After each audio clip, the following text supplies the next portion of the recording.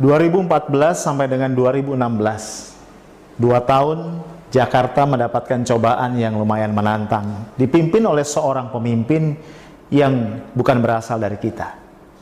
Bukan karena dia punya bentuk mata dan warna kulit yang berbeda, bukan karena dia punya etnis yang tidak serupa dengan kita, tapi karena dia mampu menista apa yang buat kita berharga.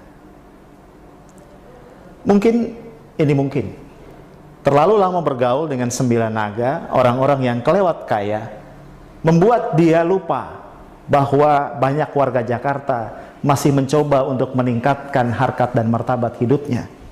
Memang mereka terdampar di bantaran kali, tapi mereka juga manusia yang selama ini tidak membebani negara.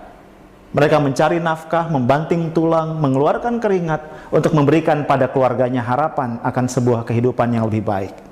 Tapi apa yang terjadi? Mereka digusur dari tempat tinggal yang sudah mereka tempati berpuluh-puluh tahun, lalu dilemparkan ke rusun yang berjarak puluhan kilometer dari tempat mereka mencari nafkah. Sudah kita bisa duga dampaknya. Mereka tidak mampu membayar sewa yang kelewat mahal, dan akhirnya mereka kembali terlunta-lunta di tanah ibu kota. Yang tidak kalah memprihatinkan, dia dilanda oleh banyak kasus hukum yang membuat kita bertanya-tanya kekuatan siapa yang berada di balik semuanya, sehingga tidak satupun kasus hukum itu yang berhasil menjerat dirinya. Cerita tidak berhenti sampai di sini. Lihat kita, warga Jakarta, kita para orang tua yang punya anak-anak yang masih dalam usia pertumbuhan. Mereka butuh contoh, butuh teladan tentang pemimpin yang mulutnya bisa dipercaya. Persoalan muncul ketika dia ternyata mampu mengatakan hal-hal yang menggambarkan isi toilet kita di ruang-ruang publik ketika dia bicara. Yang tak kalah parahnya adalah kita tidak melihat konsistensi dari dia. Dulu dia bisa mengkritik pendahulunya. Dia mengatakan seorang petahana mestinya cuti ketika masuk masa kampanye agar tidak menyalahgunakan kekuasaan, tidak menggunakan aset negara untuk kepentingan kampanye politiknya. Tapi yang terjadi ketika aturan itu mengenai dirinya, dia menggugat, dia minta agar Mahkamah Konstitusi melakukan judicial review atas aturan itu. Dia ingin agar dia bebas melakukan kampanye ketika dia masih menjabat sebagai pemimpin ibu kota.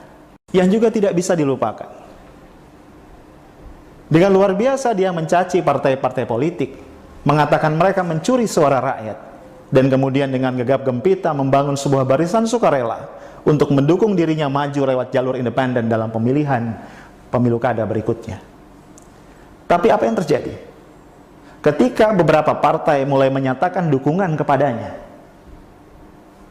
dengan mudahnya dia mengatakan, ya sudahlah, saya maju lewat jalur partai politik saja.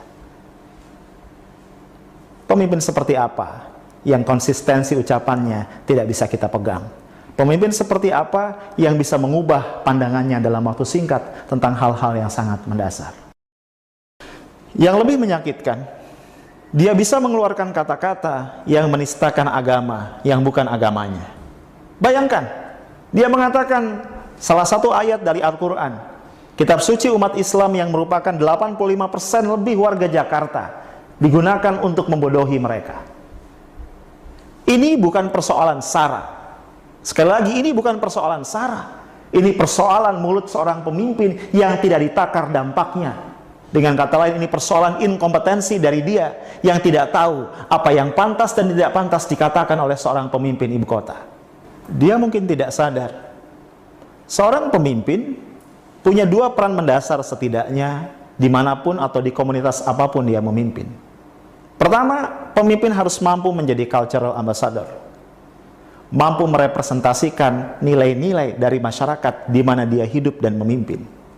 Jakarta adalah representasi Indonesia yang bineka. Oleh karenanya, pemimpin Jakarta harus mampu merepresentasikan penghargaan dan penghormatan terhadap kebinekaan. Yang kedua, pemimpin harus mampu menjadi seorang solidarity maker, orang yang mampu merajut dan menguatkan solidaritas masyarakat, menjadikannya masyarakat yang bersatu untuk menjunjung tinggi kebaikan. Pemimpin tidak boleh mengeluarkan kata-kata, sikap atau tindakan yang menyakiti perasaan orang-orang yang dia pimpin, sehingga merusak bangunan kebinekaan yang berpuluh-puluh tahun sudah kita perjuangkan untuk membangunnya.